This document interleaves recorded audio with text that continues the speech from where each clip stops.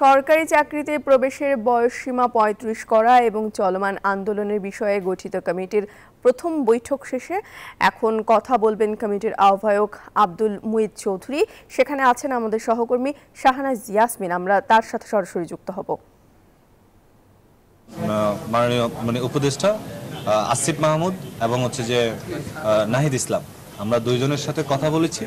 আমাদের যে দাবি সম্পর্কে তারা বিস্তারিত জানতে চেয়েছেন, আমরা তাদেরকে জানিয়েছি। আমাদের মূল দাবি যেটি, সেটা হলো যে আন্তর্জাতিক মানদণ্ড অনুযায়ী যৌক্তিকতার সাপেক্ষে বাংলাদেশের চাকরিতে আবেদনের বয়সসীমা ন্যূনতম ৩৫ এবং শর্ত সাপেক্ষে উন্মুক্ত।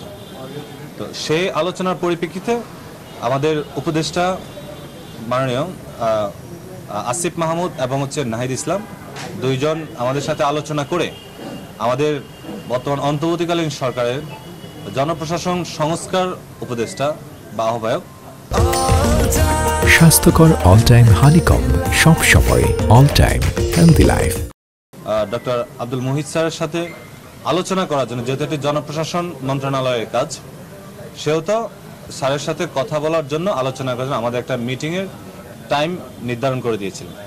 সেই সুবাদে আমরা গতকালকে আব্দুল মুহিত স্যারের সাথে আমরা সাক্ষাৎ করার জন্য ফোনে কথা বলেছি। স্যার আমাদেরকে খুব সুন্দরভাবে বলেছেন যে আজকে আমাদের সাথে একটি মিটিং করবেন।